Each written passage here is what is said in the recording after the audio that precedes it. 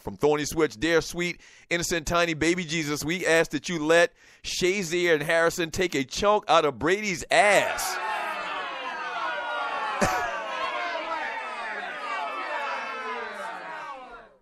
Yeah, I mean, it wouldn't be anything better than, not get hurt, but for Brady to, like, twist an ankle and can't play after the first play of the game. That would be fantastic. Probably not going to happen, though. That son of a bitch know how to move around in the pocket. Not quite as good as Aaron Rodgers, but he does. From Uncle Donnie, Dougie, stop giving this fool so much of your airtime. Let's talk Falcons and Hawks. We're not going to talk no Hawks today. I'm just going to tell you, Uncle Donnie, or the bootleg Uncle Donnie. From that ninja, he didn't have our interest at hand. That's a lie.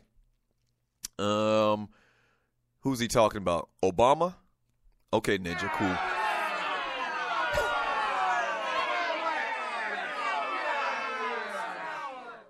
From ducking and dodging, the Texans have a defense. The Steelers don't. Steelers do have a good defense.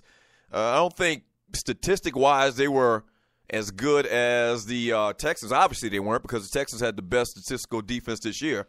But the Steelers got players. The Steelers got players. I love the Shazier kid. He's an absolute animal. I mean, I don't have to start naming names, but the Steelers got players. I mean, they're in the AFC Championship game. They got some kind of defense. The Steelers don't. That's kind of strong. That's kind of strong.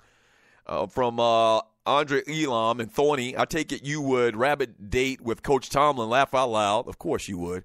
From Grego, you look like Omar Epps, From Grego, damn, Ben and Brady both voted for Orange Dude, so that's a wash. Ben Roethlisberger is a supporter of the Orange Dude? I didn't know that. We all know that Tom Brady's definitely on the record supporting the Orange Dude, but that's what Tom Brady does.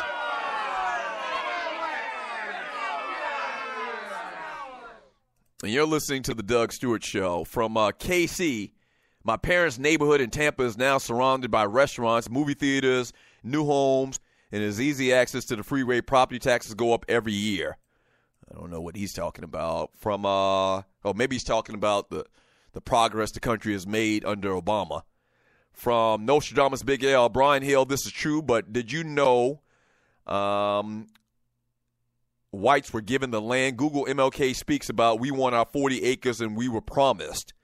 Yeah, 40 acres and a mule. We never got that shit. Never did. From Clay Silky Davis, what Steve Harvey and Stephen A. are doing is nothing new. It's called being the only Negro in the room. It helps colonizers feel that they are not racist, and it gives the Sambos some type of monetary gain, but no real power, because colonizers never give ninjas real power. Just ask Michael Steele. From KC, dang, Dre, it was 20 days in 2017, and this is the list that they long for the coon of the year. Shaking my damn head. Somebody gave a list of the coons of the year. Oh, wow. From ducking and dodging, Screaming A. Smith went in on Cap again. He's on a mission to destroy this dude. Wow. Hate to hear that. From Robert Dope Boy Slade. He's got the Chris Slade jersey as his profile pic. How would the American people take it if Jay-Z ran and won the presidency? He's a businessman. That's an exact example.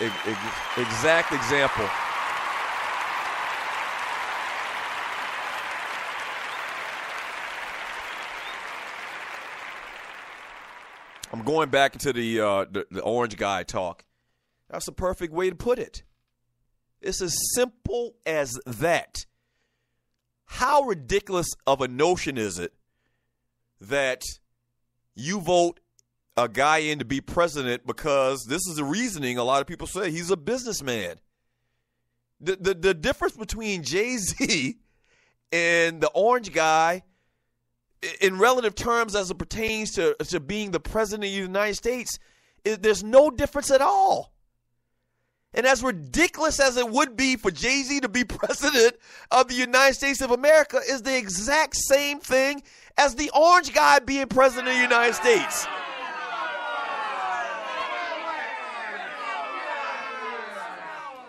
One had a reality show and is filthy rich. The other is a rapper and is filthy rich. There's absolutely no difference. Okay? That's a perfect example. That's a perfect analogy. How silly would it sound if we went out as America and voted Jay-Z in to be president of the United States? That's ridiculous, right? Man. Thank you, Robert Doughboy Slade. That was a great analogy, bro. That's a fantastic way to put it.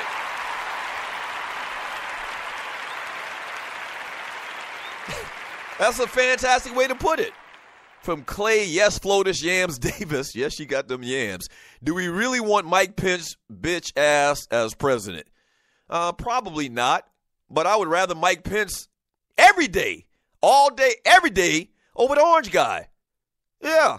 I mean, he seems like that he's rational. He's got, a background in politics. He probably knows the issues, I don't know, tenfold more than the orange guy.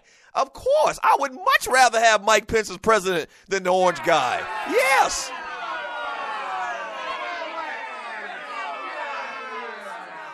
Yeah. From Uncle Donnie, he says Jay-Z didn't get millions of dollars from his daddy, so he's a better businessman. That's a true statement. You can say what you want on how he got his money or whatever, but Jay-Z is a self-made millionaire many, many times over. I mean, crazy. If you look at where their backgrounds they came from, yeah, it's way more impressive how Jay-Z has accumulated his wealth than Donald Orange Guy. Damn it, I almost said his name again. Than the Orange Guy. Yeah, it's the exact same scenario. They just come from different backgrounds. And as ridiculous as it sounds, to vote Jay-Z in as president is just that ridiculous. That's a perfect analogy, bro, man. I really appreciate that, Brother Slade.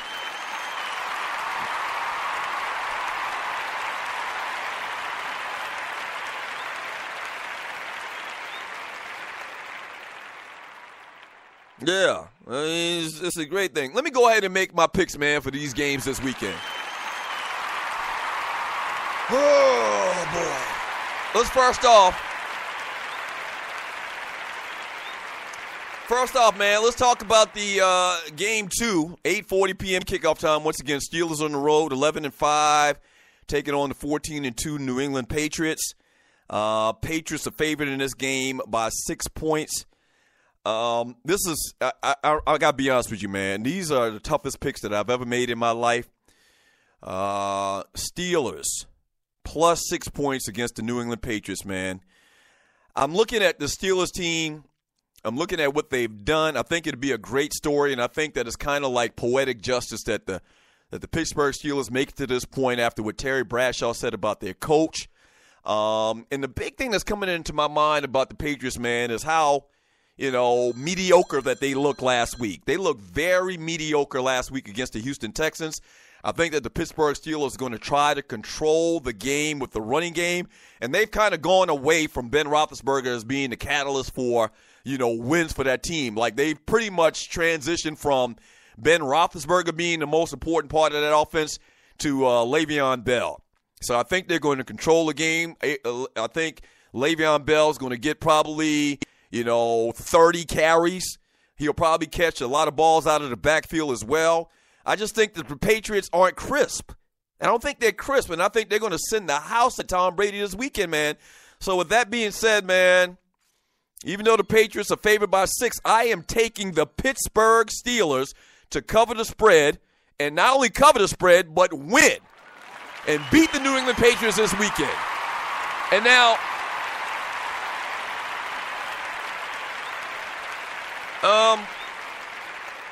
let me say this.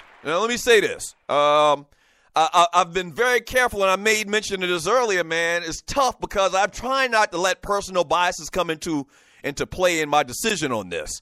And I'm not. I've really, battled with that back and forth in my head. As much as I don't like the Patriots, y'all know that, and Tom Brady and all them cats, man, they are just dynamic at home. They're a different beast at home. That being said, I think the Pittsburgh Steelers get it done once again. Give me the Pittsburgh Steelers to cover. I hope they win, but we're talking about the spread here. So it's Pittsburgh minus 6. Let me make sure I write this down. Pittsburgh minus 6 is the spread that I'm going by. Give me Pittsburgh to cover, and I'm also hoping, and I think Pittsburgh will win. There you have it for game number 2. And the other game. And you're listening to the Doug Stewart Show. And the other game, man, the Atlanta Falcons hosting the Green Bay Packers. I've railed on and on. I didn't even intend to get into all the discussion about the Falcons hosting the Green Bay Packers in the NFC Championship game. But I told you and talked to you a lot already about my opinions about this. The game starts at 3:05 p.m. The Packers on the road, 10-6 Packers. I think they've won like 8 games in a row or something like that, taking on the 11-5 Atlanta Falcons. I've talked about all the different scenarios. Falcons, man, they're at home. They're hot as fish grease right now. I think the big matchup advantage that they're going to take advantage of is the running backs out of the backfield at the Green Bay Packers linebackers. I love the fact that the Falcons spread the ball around to a bunch of different receivers. We talked about that. The only thing on the side, if you did like 2 columns of check marks, all right, if you did 2 columns of check marks and you gave check marks to one team over the other in one particular area, check mark to the coaching, check mark to the quarterback, check mark to the defense. I mean, they're pretty damn near similar. Falcons, kind of have the advantage in a couple of different areas that you can point at. The Falcons are a 5.5-point favorite in this game against the Green Bay Packers. I've said it all day long. A lot of y'all even hate the fact that I've said it all day long. I've been saying it for the last couple of weeks, been saying it for the last couple of years. Aaron Rodgers is something special, man. Maybe the best quarterback that I've ever seen in my life as far as throwing the football. Falcons at home once again, 5.5-point favorite. Give me